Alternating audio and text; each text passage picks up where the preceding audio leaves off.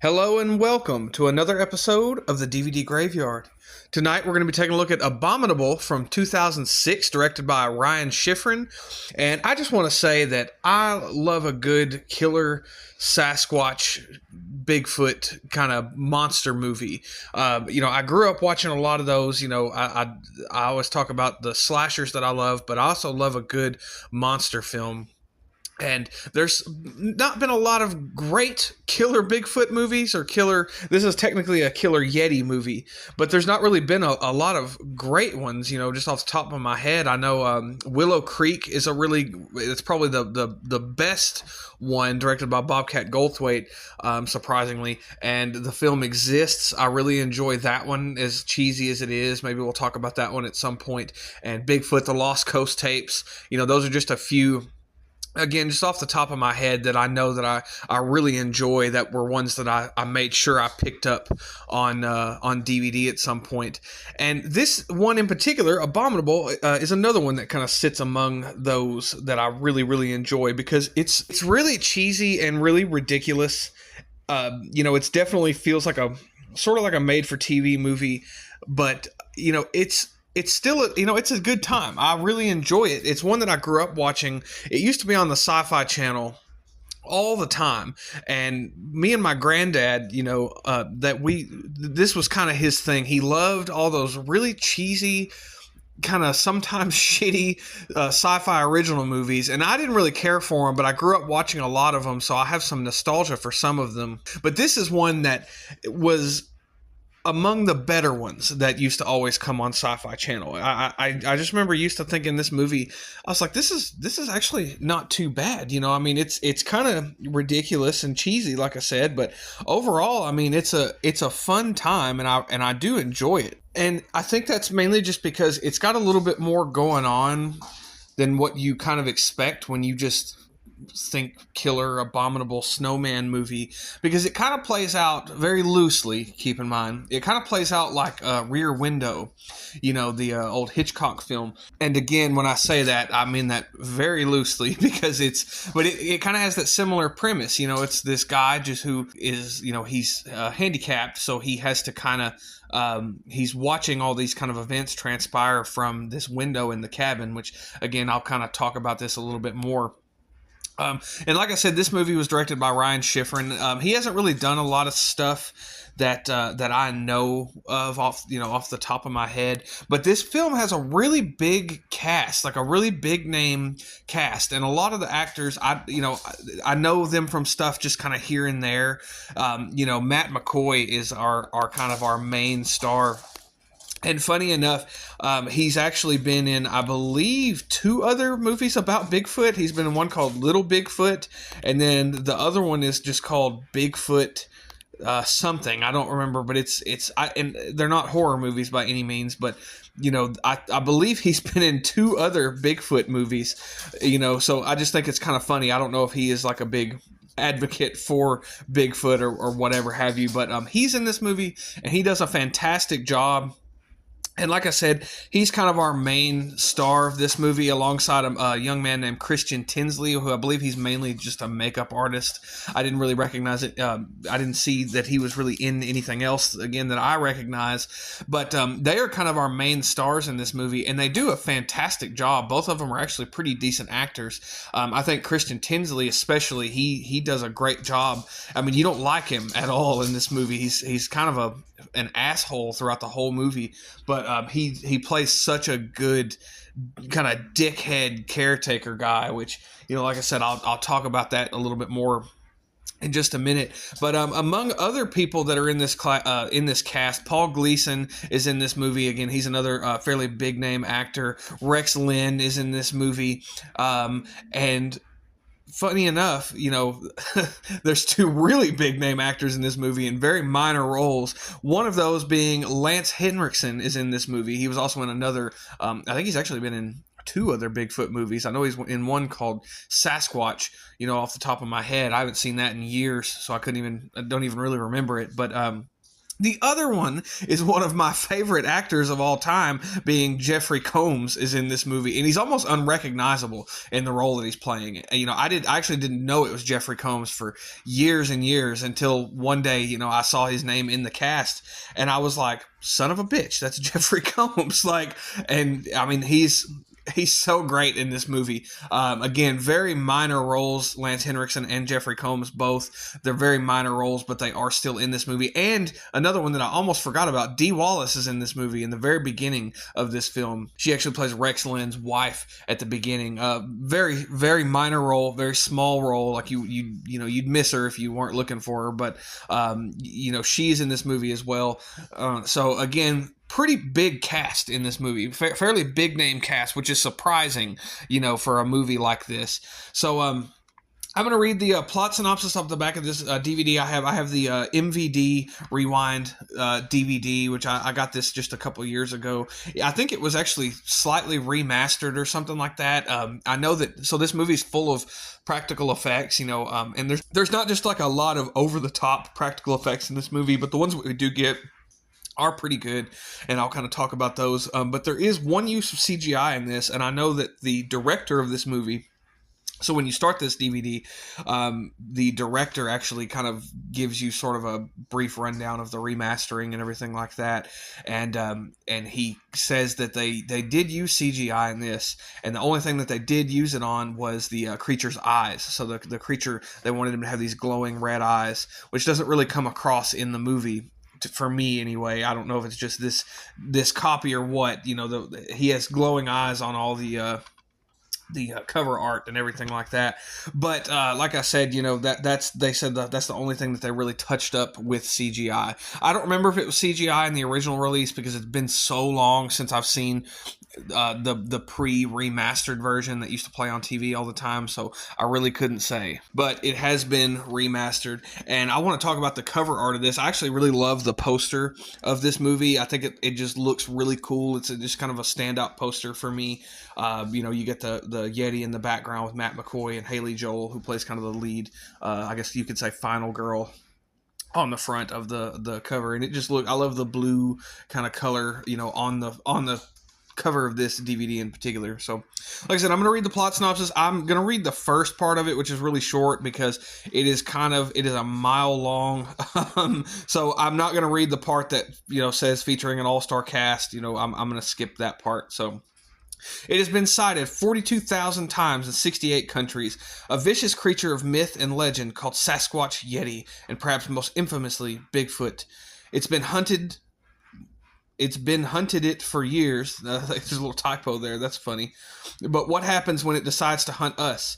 After recovering from a horrific accident, paraplegic Preston Rogers moves back into the remote cabin where he and his now deceased wife once lived. When his new neighbor Karen is attacked by a gigantic creature, Rogers contacts the local authorities, but after the police and those around him dismiss Rogers as a delusional widower, he sets out to stop the abominable creature himself. So, and then the rest of it, like I said, just kind of talks about the cast. So I'm going to kind of skip over that because it's really long. But, so anyway, like it said on the back, this movie, it starts out, we do get a little scene with, like I said, Dee Wallace and Rex Lynn's character that kind of opens up the film. And this is the kind of standout opening for me that always kind of stuck with me. I always really liked this opening sequence. And, we kind of get the scale of the creature in this movie. He's this big, monstrous kind of creature that looks... I'll save that for just a little bit because I have something funny to say about that. I'm trying not to forget. But after the opening sequence where Dee Wallace and Rex Lynn's dog is killed, we meet Preston Rogers and Otis, who is his caretaker. And basically, they're just going up to the cabin where, Matt McCoy's character, Preston, where him and his wife used to, I guess, vacation, and they would go rock climbing and stuff. And this is the first time he's been back here in, I think, a year or something like that. Apparently, his wife had died the last time that they went climbing, and it left him paralyzed from the waist down, so he's in a wheelchair. So when they get to the cabin, Otis is just kind of being a dick to him. And like I said, the guy who plays Otis, he is such an asshole, and he plays this character so well. But they are there, and there's kind of hints of the Flatwood monster, like we see it in the newspaper that Jeffrey Combs is reading at the gas station. He plays this kind of gas attendant hooked up to an oxygen tank and chain smoking. So I thought that was pretty funny. Again, Jeffrey Combs is great, even in these minor roles. But so while they're at the cabin, Otis ends up having to leave, and this group of girls, I think there's like 5 of them, there's a cabin next door, and they pull up, and they're going to go, and they're going to stay in this cabin for the weekend as well. And while one of them is outside on the phone, and, of course, they have really shitty cell reception and everything else, Preston sees that she gets taken by this creature. Well, now, we don't see the creature yet, but the girl gets taken, and we just kind of see the leaves kind of rustling around. And, he saw this happen. So he tries to email the police and get a hold of them and tell them that this creature took this woman. And, of course, they don't believe him. There's a whole scene where they think he's just kind of delusional and everything else, and he's trying to get the girls' attention at the house next door, and of course they just kind of think he's a perv. He's sitting there looking at them through binoculars, and they just kind of shrug it off. And when Otis comes back, he tries to explain to Otis kind of what is going on, that this creature took this girl. And of course, Otis doesn't believe him, kind of being an asshole, and he's drinking and just doesn't, you can tell he really just doesn't want to be here. It's just his job to be here with Preston, and Preston is there, like I said, I think to just kind of deal with that trauma. Again, this is his first time being back there after a certain period of time. So he is just kind of obsessed with the idea of this creature being out there, and he's over kind of at the woods, and he's at the window kind of looking out into the woods while Otis is passed out, and he's reading stuff on the internet about Bigfoot and everything else, and just trying to kind of solve this kind of mystery and prove to himself mainly that he's not crazy. And I want to take a second to say that Matt McCoy plays this part really well. He's a very sympathetic character, and you actually feel a lot for him, especially in the scenes where Otis is kind of being an asshole to him and not believing him. And there's even this scene where Otis tries to give him a sedative, and Preston takes the needle and sticks Otis with it, knocking Otis unconscious basically for the rest of the movie. So we get this other scene, which I really like this scene with Jeffrey Combs and Lance Henriksen and Rex Lynn. They're all out in the woods, and they're hunting this creature because Rex Lynn saw it, and it killed his dog at the beginning of this movie. So they're all out hunting it, and they just don't really.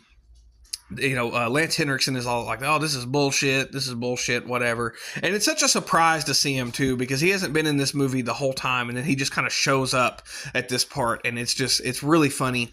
And they're all kind of hanging out and bullshitting and just, doing their thing, and they hear something in the woods, and Lance Henriksen's like, I bet you $10 it's a bear. I'll be back, and I'll go shoot it, and I'm going to bring it back.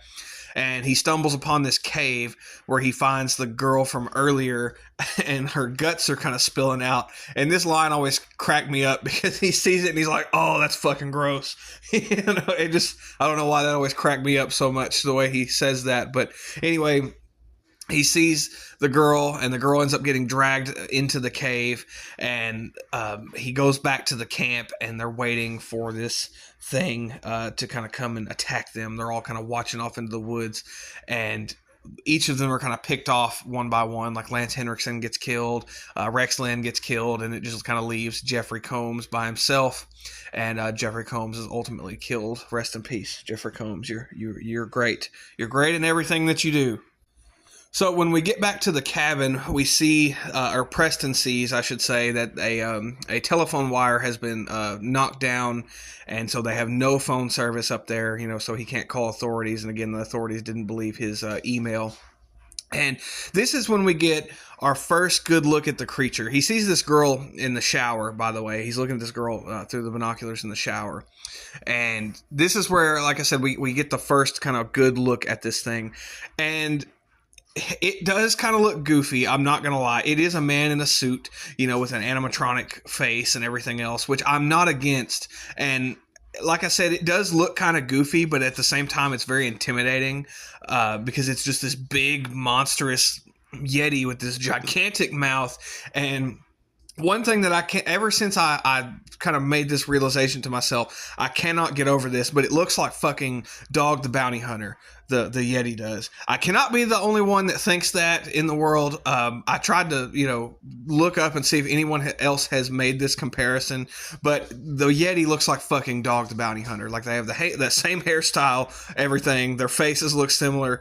So that's always cracked me up. Now I can't unsee it, so that kind of takes away any of the intimidation factor for this Yeti. But I will say, taking that kind of silly part away from it, the Yeti is pretty scary. I mean, it's this big, huge monster. Like, it's not just your typical kind of Bigfoot it's this massive creature. And like I said, it would be very intimidating, and like I said, it does look a little silly at times, but for the most part, I can see kind of what they were going for.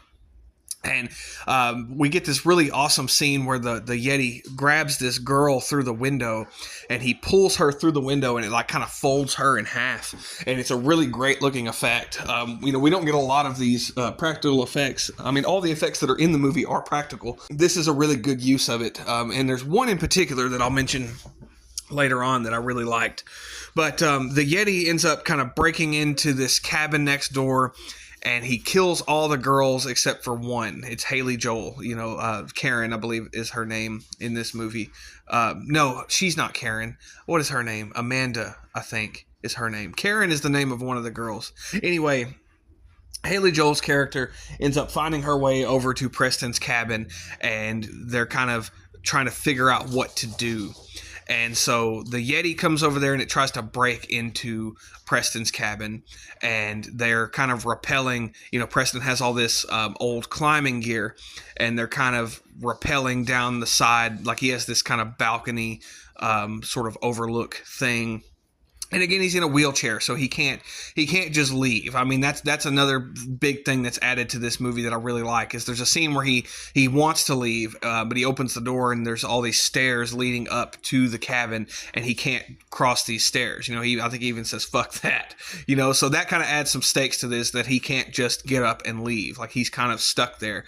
So at this point, they rappel, like I said, over this balcony, and the creature starts to kind of pull. I keep wanting to call her Karen. Haley Joel is wanting to pull her up on this rope, and she's trying to disconnect it, and the whole time. And that's when Otis wakes up, because again, he was given that sedative. Otis wakes up and he says, "Hey, ass monkey," and then he attacks him with this axe. He hits him in the back with this axe. And this is when we get the greatest kill of this entire movie, and it's the best practical effect in the whole movie. But the monster picks Otis up, and its mouth opens like super wide. Like, I'm hoping I can find a picture of it, but the mouth on this creature opens up like huge, and it basically takes a bite out of Otis's head. Like, it bites his face completely off like a fucking apple, and it's so awesome. Like, I love that whole scene. It looks great. It's the best kill of the entire movie. It's fucking awesome. I love it. Everything else you could say in this movie is really, you might could say it's goofy and silly and whatever, but that scene is fucking awesome. I love that, where he literally takes a bite out of him like an apple. It's super cool. So Otis is killed. The pair finally make it to the ground floor, and they get in the car.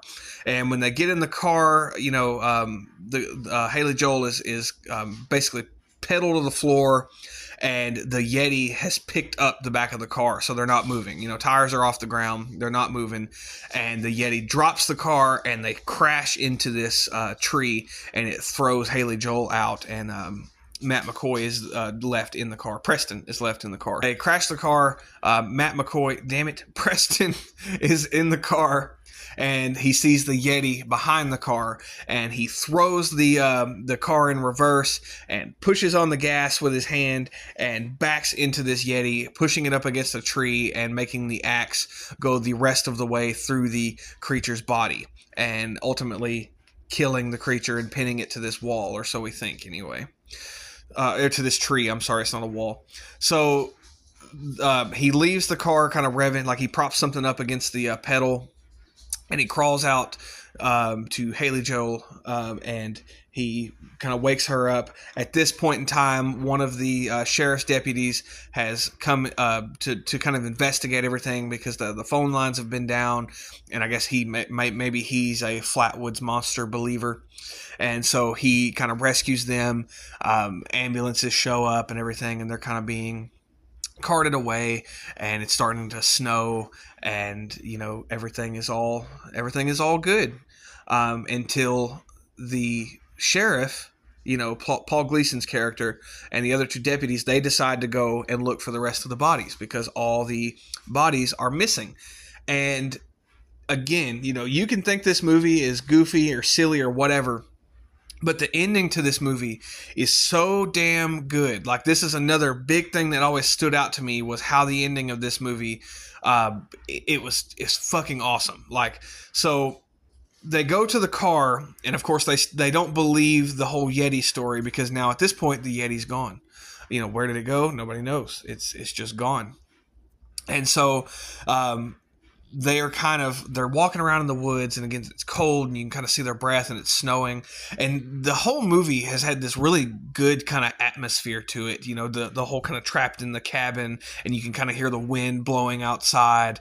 But this scene is awesome. They're just alone in the woods, and it's quiet. And like I said, it's snowing, and it's cold, and just the whole kind of vibe of this whole scene is awesome and super spooky. Like, I mean, it's the vibiest portion of this movie, I must say.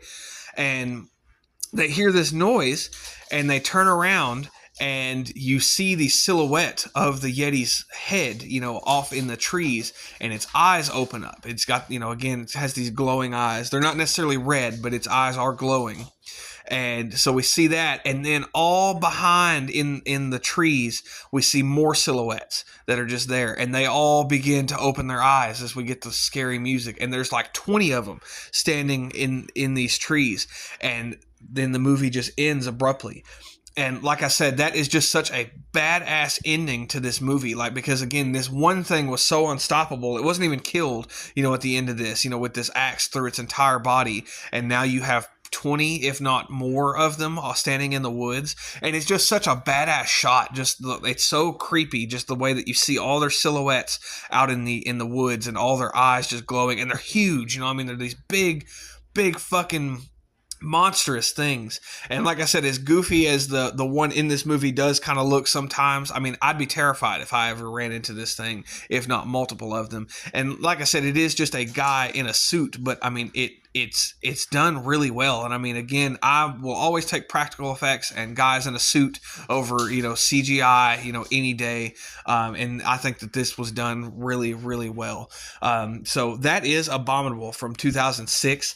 I don't think that this movie is really for everybody, but if you are a fan of those kind of old school, because this movie is fucking 20 years old at this point. That's another reason why I wanted to cover it, is because I didn't realize that this movie was already 20 years old. Like, I feel like it came out 10 years ago, at the most. But no, it's 20 years old. That blows my mind, because I remember seeing this on Sci-Fi Channel all the damn time. And, even then, it didn't really feel like a new movie to me. It felt like an older thing, but again, that was probably just a me thing. But if you enjoy those kind of old school, like, monster movies, and you like a good kind of Sasquatch movie, this is definitely one of the better ones, I would say, on that list, because it gives you what you want. It gives you this big monster of a creature, this big hulking thing, that just bites people's faces off, squishes people by stepping on them, pulls people through windows, and can flip over cars and everything else. It gives you what you want out of this. And I mean, and again, it has such a big name cast in this movie. I just think it's great.